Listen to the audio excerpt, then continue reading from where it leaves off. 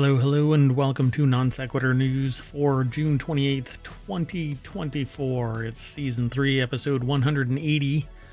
I am Mayor Watt, and my nose is itching. And the Sentient AI is not available tonight. The articles that we're going to be talking about today, I've titled, Where in the World is the Crypto Queen? Why Quit Big YouTube Car Channels? International online scams, a shower for your dog, legal fees for big pay package payout, don't drive alone in Arizona, Southwest takes the closed route, the ISS deorbit contract, the SpaceX chopsticks, and the first descendant information. That and a little bit of snark. Everything's powered by ohmtown.com. So we'll see you on the other side of this.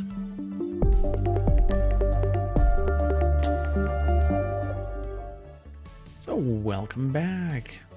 Hello again. I am Mayor Watt. I run ohmtown.com and I am the main host along with the co-host, Sentient AI, who is unavailable at the moment.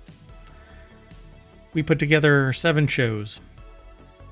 And of those shows, one is a daily show, and it's the Non Sequitur News show. If you want to know about all the rest of them, you hit pod, !pod in the chat. If you want to see the show notes, you type in show notes, and that will give you all of the commands for all of our shows to get the show notes, the links. And for Non Sequitur News, it's !NSN. And that'll give you the links to the articles that we're going to talk about today. And the first article that we're going to talk about is in Warcrafters. FBI puts a $5 million bounty on missing crypto queen. Quote, we will probably know within a few weeks if it's worked. So in July 2022, Ruja Ignatova, the self-styled crypto queen behind a pyramid scheme called OneCoin, was placed on the FBI's top 10 most wanted list. The Belgian-born Ignatova, accused of defrauding investors of billions, disappeared in 2017. The FBI reckons that she travels with armed guards and may have had plastic surgery. Believe it or not, the plastic surgery may be the least sensational aspect of the story. OneCoin appeared in 2014 and was essentially a multi-level marketing scam with crypto at the core. We're going to talk a little bit more about scams as we go, maybe. One of the articles is international online scams. So the exchange was closed in 2017, and following Ignatova's disappearance, she was charged. So the article is over at pcgamer.com. We've actually talked about Ignatova and the crypto queen a couple of times over the last couple of years. Rich Stanton put the article together. The quote is, or the deck statement, I should say, is the FBI are now refocusing their efforts on the people around Ignatova, trying to tempt her close associates to get in touch. So this is apparently what she looked like. And she's wanted for conspiracy to commit wire fraud, conspiracy to commit money laundering, conspiracy to commit securities fraud, and securities fraud. The FBI added her to the most wanted list in 2022 with a $100,000 reward, later increasing it to $250,000, and now it's been increased to $5 million. They say here the question is why.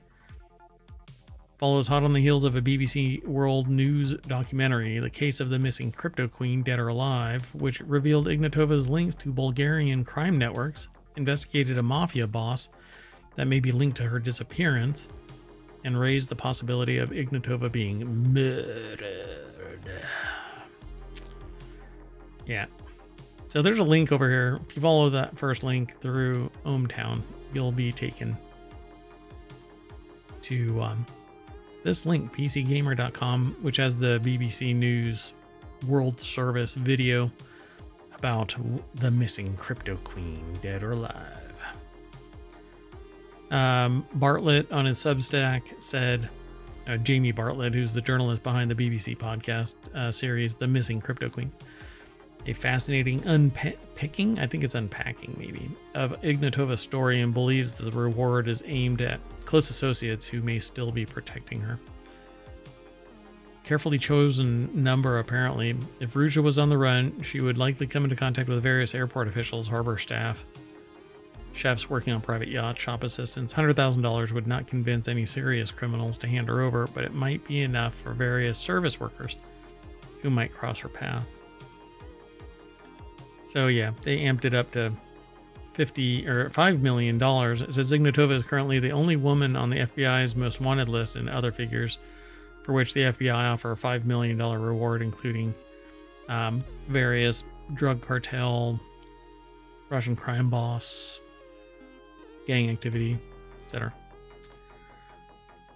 Pretty wild. The next article is over in Four Wheel Tech.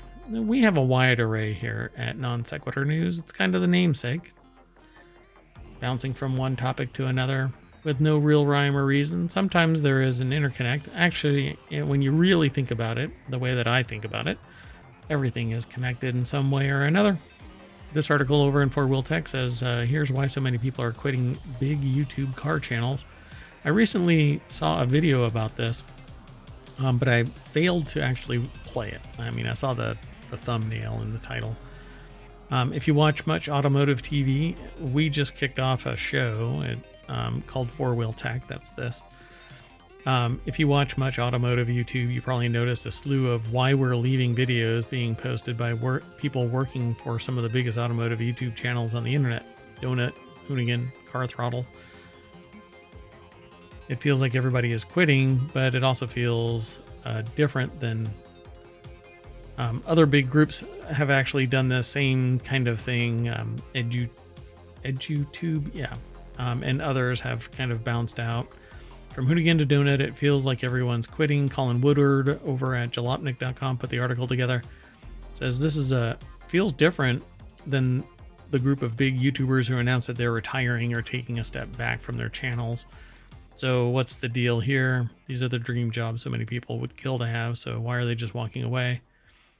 But Otto T says that they used to work for Donut Media. If you don't recognize him, it's probably because he mostly worked behind the scenes. He worked on 136 videos between 2021 and 2024, so he's probably got a pretty good idea of what's happening at Donut.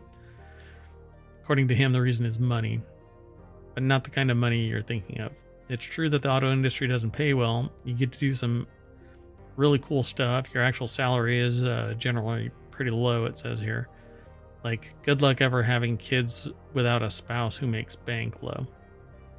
But while lack of income is certainly an issue, Otto T claims the bigger problem is venture capital and private equity.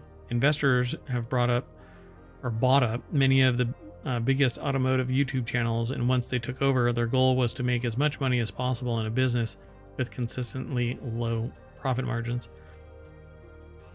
So the only option is to cut costs. Yeah. Yep.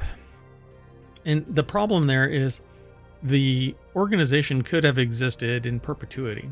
It was doing fine, just fine. But there are principals who want the cash and don't really want to mess with it, so they'll get acquired. Mergers and acquisitions basically is what I'm talking about. And so what would have been enough for everybody who was at that main level to get paid, and possibly quite handsomely, what ends up happening is now the investors need more money on top of the administrative layer, but the investor layer, where the squeeze has to be harder to get more juice so that you can basically provide to everybody that new layer. And instead of taking a moderate amount, you know, they want the billions. And that's basically what it comes down to. Mergers and acquisitions are horrible. Horrible. Unless the company is actually closing down, to which I would say, make it employee owned or find internal investors. Don't sell it to somebody that's part of this whole mergers and acquisitions, acquiring a property that they're not really truly interested in, because everybody within the enterprise is going to suffer, everybody. If not immediately, then within 5 years, I would say. And, that leads me to have to go, well, I guess I'm going to have to do some research, because it's what had played out previously in previous decades. And I just see it happening again. So I would love, maybe I can do some research. I don't know. Don't have a lot of time to do it, but maybe I can. But in the meantime, let's keep going. The next article is over in the Mobile Channel. Interpol arrests almost 4,000 people in a crackdown on international online scams. Kind of like the cryptocurrency one up above. People around the world have been arrested. 3,950 people, seized assets totaling $257 million in a coordinated effort to crack down on online scams, according to a news release by Interpol. Dubbed Operation First Light 2024, the scammers engaged in a variety of online crimes. So Matt Novak over at Gizmodo.com put the article together. But it's from Interpol. They were making investment fraud, or they were doing investment fraud and phishing, fake shopping sites, romance scams. International Law Enforcement Agency says. So Dr. Isaac Kehinde Ogini, the director of Interpol's Financial Crime and Anti-Corruption Center, or IFCAC, celebrated the effort in a news release. News of the arrest, first reported by The Record, comes as authorities in the U.S. warn about a huge uptick in online scams, with over $10 billion lost by consumers last year alone. And fraud isn't just achieved through electronic payments like crypto. This is why I have the foundation for a motto called Click with Care. You don't click anything. You don't follow a random link. The links that I provide here are public through a public website. There isn't an email list that I'm sending links through that you have to be cautious of. I'm easily accessible. You can send an email to mayor@ohmtown.com, tied to a business. But I like doing the live stream. I think that everybody should be cautious, trust but verify, which is an ironic phrase if you go and look at the history of that phrase. And frankly, I think that people need to be a little bit more aware of their own personal cyber and physical security. Plain and simple. Click with care. Don't click on phishing stuff, and it means everybody, not just the people who might be susceptible to a scam. Click with care. I really should just put the shirts out and the bumper stickers out and start the messaging, but I've got so many things, so many irons in the fire that I've yet to get anything finished other than doing the shows every day. So the FTC recently reported that Americans lost $76 million in cash to people impersonating government agents last year.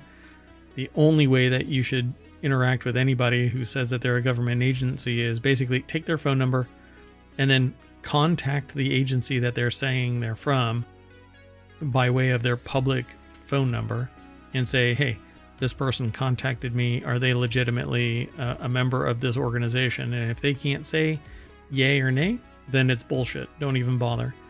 And if hell or high water comes, then you can sit there and say, look, I called up the agency to verify the integrity of this point of contact, and nobody could verify that that person actually existed, and I'm not going to call some blind phone number or email some rando phone or email, particularly if it isn't a gov address.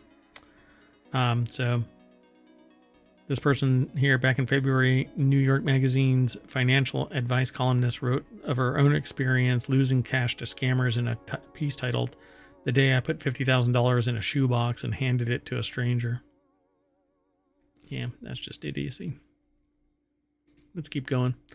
The next article is over in Non Sequitur News as well. A shower just for your dog is the new home status symbol. I'm going to go straight on over to Business Insider because, well, they always have really cool pictures for these articles that we aggregate just a little snippet of, and their articles are quite long with pictures. So it may be 1,000 words, but there's 10 pictures in it, and so you've got 10,000 words plus the 1,000 words of the article.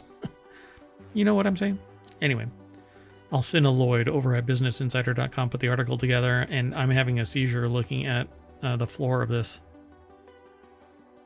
apartment. Wow, that's pretty wild. This appears to be dedicated to the dog. So it has a wash station and a care station, a bed underneath, and a kennel. The whole thing screams a room for, a room for the dog. Courtesy of Highland Homes is the caption for the picture. That's pretty intense. So from high quality food to top-notch healthcare, pet owners want the best for their furry friends. Some home builders are adding tubs and showers just for pets, and buyers are intrigued. Adding pet amenities helps home builders stand out in the sluggish real estate market. Yeah. You know, at one point I had motivations to do the mayoral mansion in a certain way, but I realized that nobody else would buy the place if I were to do it that way. I think this is kind of similar. If you have to, this is actually kind of multifunctional as just like a wet room kind of a thing, like a mud room as it were. But I suppose people will appreciate this for pet care. You know, I want this sink for my lab, but all right, it's a wash basin, but I need to wash large objects in one of these things. Seems like it would be really easy. Anyway, yeah, let's see if they have more pictures here. While healthcare and food constitutes the majority of pet owner expenses, a new trend has emerged: dedicated pet wash stations. If you're willing to do this, you're taking it to a groomer. Come on. I mean, this is some serious pet care to have a wash basin like that and a bench like an area for pet care. And this is some serious change. Yeah, I don't know if that's what this is. Anyway, they often look like human showers or tubs, but include specialized features. For instance, some have low profile entryway that allows the dogs to enter and exit easily without requiring owners to lift or bend excessively. Some have shower heads with extended hoses for better reach and flexibility. And depending on the level of luxury, pet wash stations can cost homeowners between $400 and $2,000 to do it yourself, according to home maintenance site The Spruce. So 1 in 5 households acquired a pet during COVID, so we're creating designated areas for furry family members. Pretty wild. Yeah, so this is the dog spa at a Highland Homes property. I don't know how much more they actually do in here. Oh, this is about 3D wool pets at the very bottom of this article. There's more in this article as usual, so go and follow the link through ohmTown. Go check it out. The next article is over on 4Wheel Tech. Because we talk about cars and 4-wheel tech and technology, vehicles and technology. But this says, judge will consider $6 billion legal fees for lawyers who voided Elon Musk's big pay package. Jeez. So the article is over at Autoblog. It's by Insider. But it doesn't have a link or anything. Autoblog Bloggers Insider. I'm not sure what that represents because it's not a person, it says. So in January, Chancellor Kathleen McCormick of the Delaware Chancery Court ruled against Elon Musk's pay package that would have awarded the Tesla CEO more than $55 billion in stock at the time. The process leading to the approval of Musk's compensation plan was deeply flawed, McCormick wrote in a ruling, pointing to a conflict of interest at Tesla's board, which decides the pay plan and includes Musk's brother as a member, who my understanding is, you know what? Before I say that, I'm going to make sure. Hold on a second. I'm going to do this live, right?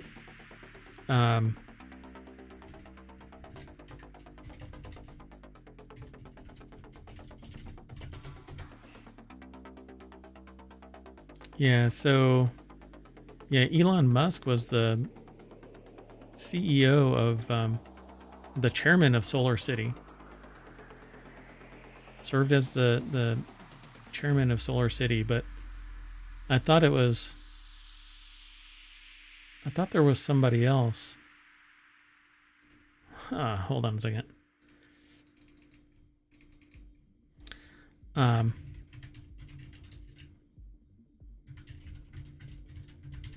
me 1 second.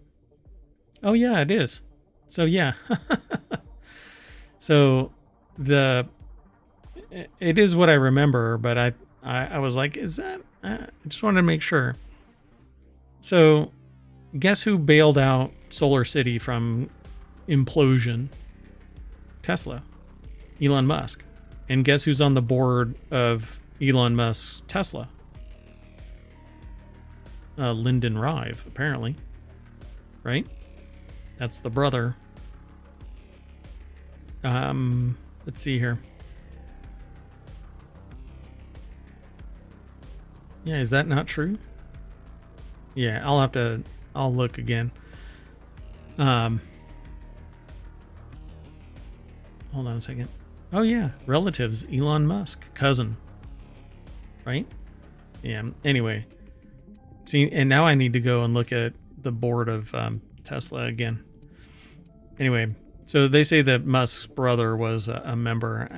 It's all really kind of incestuous there, you know, in the sense that there's a revolving door and everybody's connected. It's just unreal. I actually went to business school and was interested in what is termed global finance, but there is no such thing really as global finance. It's all finance. And I hated the way that I was introduced to things, and everything was buddy, and I just didn't like it. I didn't like it, and so I bowed out of it. And so now I've got an MBA, but you know, what does it really amount to when when ethics is the smallest chapter in every freaking HR manual, and it's basically issued the moment you walk in the door? You know, I just got disgusted by it and I walked away. Anyway, Musk received some good news in June after shareholders voted to reapprove the CEO's pay package and maintain the current board structure with Kimball and James Murdoch. The vote doesn't immediately reinstate the pay plan, but it does give an additional boost to Tesla's attorneys' arguments. Defendants contend that the consequences of the ratification alter the course of this litigation and any relief that is potentially available, and relatedly, any attorney's fees that may be awarded to plaintiffs' counsel, Tesla's attorneys wrote. So now they are trying to decide what to do with an $8 billion payout by $6 billion payout associated with fees. So the request, it's $6 billion request in legal fees from the lawyers who shot down Elon Musk's multi-billion-dollar pay, regardless of the recent shareholder vote, court documents show. So there's a chance that the $55 billion could be reinstated, but that's all stock. But stock can get a loan against it if the loan, or they could sell it once it's vested. Everything's, it's all very ugh. But I suppose, and I've been told this before, that I wouldn't be complaining if I was the one that was receiving $55 billion. But you know what? I wouldn't be asking for $55 billion to begin with. And I still think that there's stuff going on. Like, there's no evidence, nothing publicly available, but I still think there's only one company now, and everybody thinks that it's whatever. Anyway, I'm going to move on. The next article is over in Non Sequitur News. Motorists advised against driving alone in Arizona. And like I was told today, they thought that it was something like, oh my gosh, there's like something bad going on and you shouldn't drive alone in Arizona, the entire state of Arizona. And I said, well, maybe it's like getting like Mad Max out there, you know. Furiosa is out there deleting people. Air quality alerts actually were in place in parts of Arizona because forecasted ozone levels are expected to be unhealthy, and so they want you to carpool. Anna Skinner over at Newsweek.com put the article together. This means that forecast weather conditions combined with existing ozone levels are expected to result in local maximum 8-hour ozone concentrations that pose a health risk. So adverse health effects increase as air quality deteriorates. Ozone is an air contaminant that can cause breathing difficulties for children, older adults, as well as persons with respiratory problems. A decrease in physical activity is recommended. In addition to decreasing physical activity, residents in the infected area are urged to carpool, telecommute, or use mass transit. Yeah. That's why they want you to not drive alone. So pick up a stranger, everybody, and help out the local the local air, because that's how air is. It sits pretty much just right on top of, Arizona's air is Arizona's air. Let's keep going. The next article is over in non sequitur news as well. Southwest jet takes off on closed runway, nearly hits ground vehicle. I titled this Southwest takes the closed route. A catastrophe was nearly averted when a packed Boeing 737 took off without clearance from Portland International Airport. Oh, good God. What is going on? So the article is by Jesus Mesa over at Newsweek.com.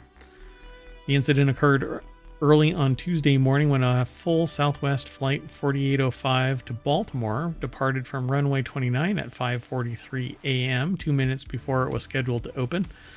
At the time, the runway was being inspected for safety.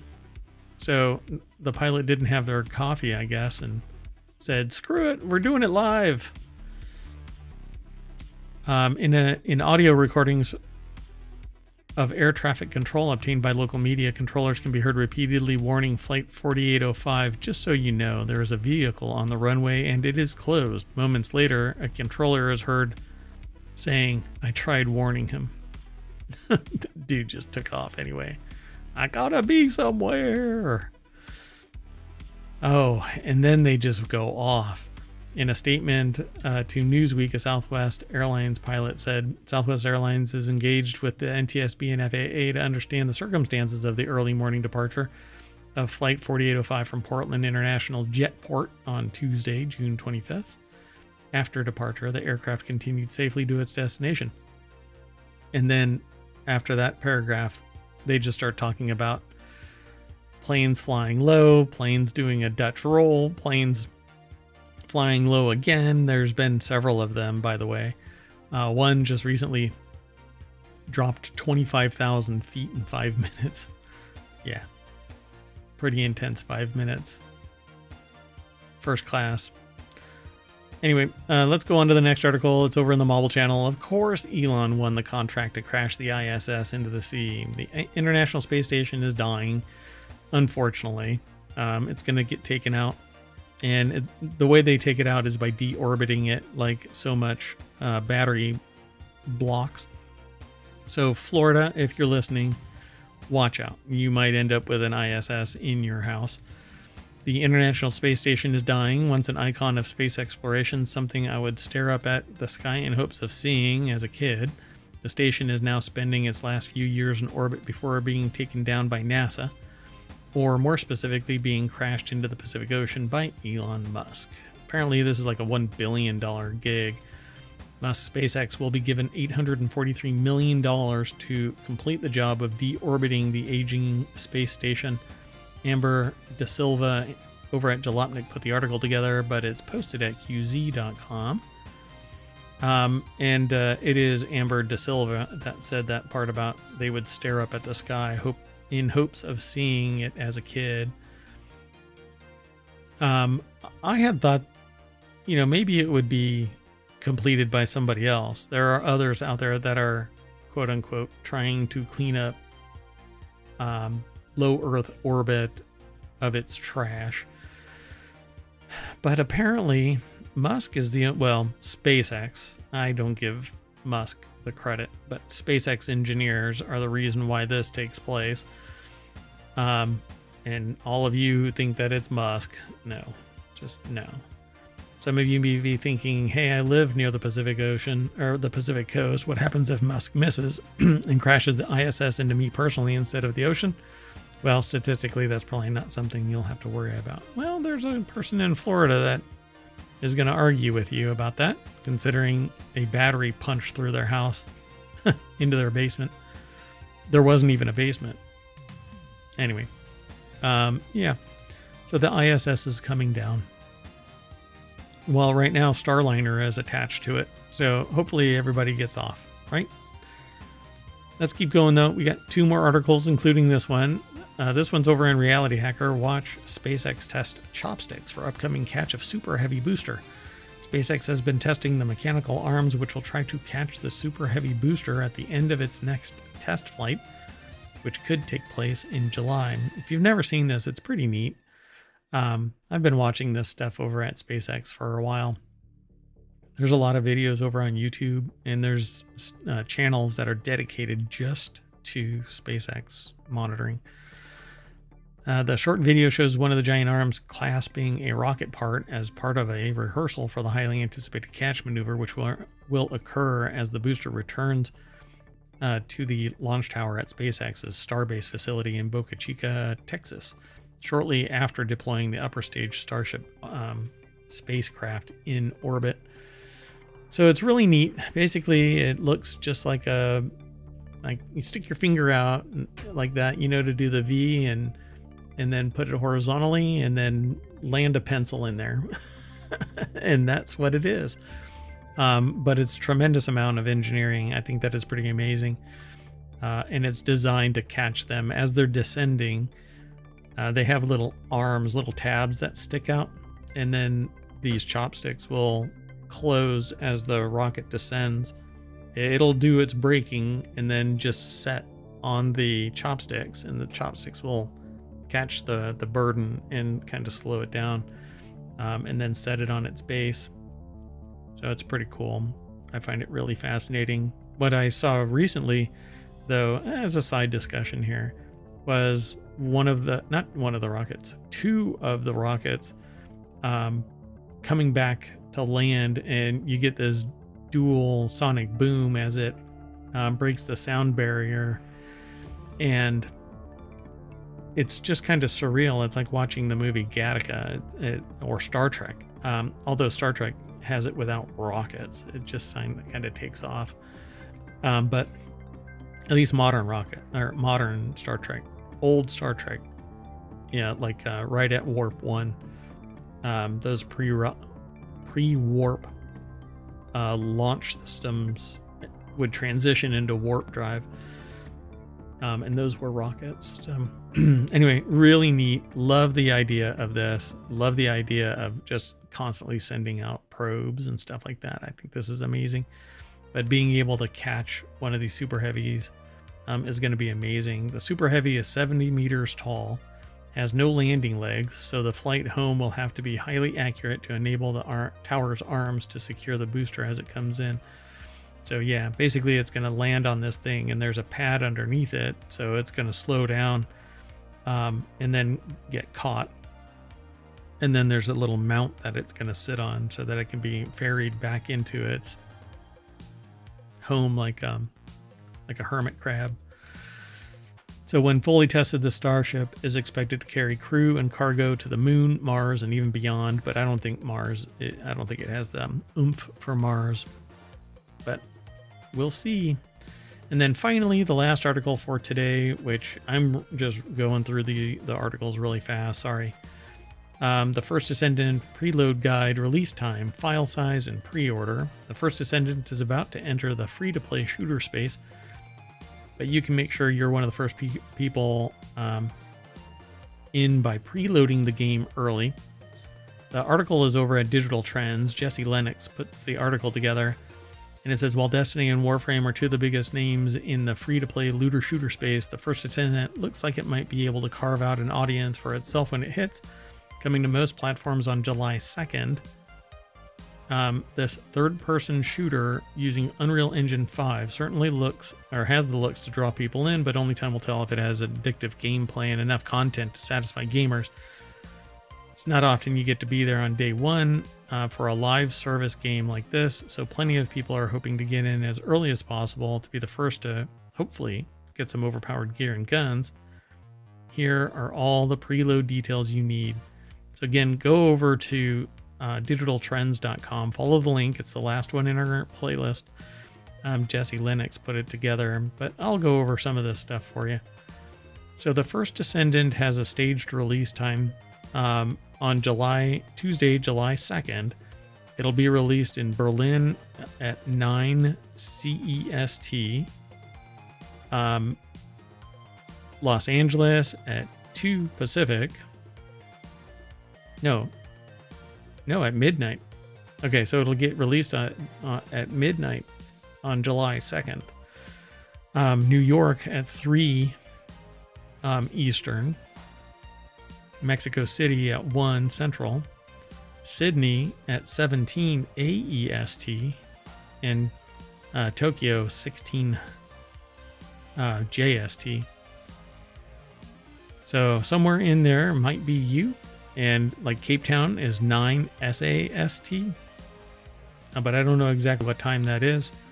I guess for me, since I'm on the East Coast, New York is the time frame for me. So it'll be ready on July 2nd at 3. Who knows? Maybe Mayor Watt will be up because I'm looking for my forever game. And maybe this will be the one.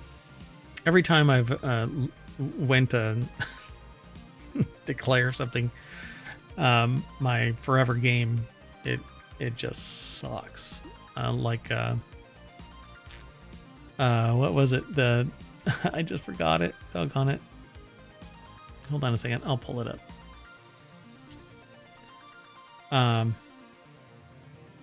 Where is it? Starfield. Yeah, that's right. Starfield is the one. Ugh, God. I loved the idea of it, and then I had already like committed to paying for it and setting up time to play it and all of this stuff. And as more and more information came out, it was scaled like, 1,000 planets. Yeah, but they're not full of life and vigor and anything. Ugh, it was just horrible. Anyway, and it still sucks. Anyway, I'm waiting for the First Descendant. It says it'll be 50 gigs of storage that you'll need. And there's a trailer out for the First Descendant.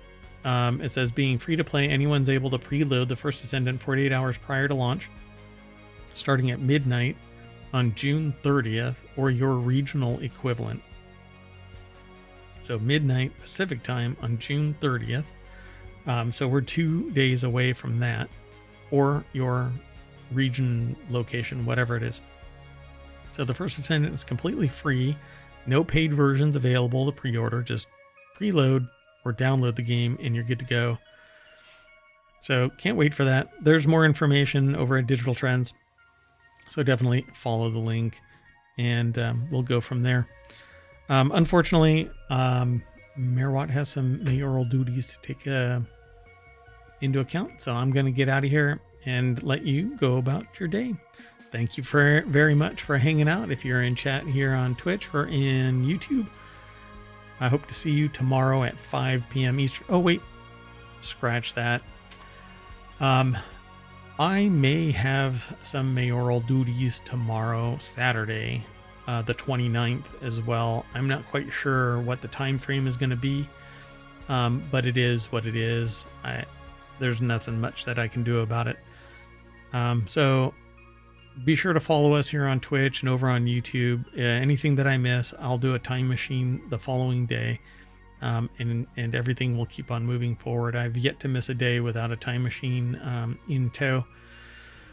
That's why we made the time machine. So thanks very much, and I'll see you tomorrow as soon as possible. We'll either start with the show at the time I become available, or get in the time machine and back up and start at 5. So we'll see what happens, but stay tuned. Thanks a lot. Bye-bye.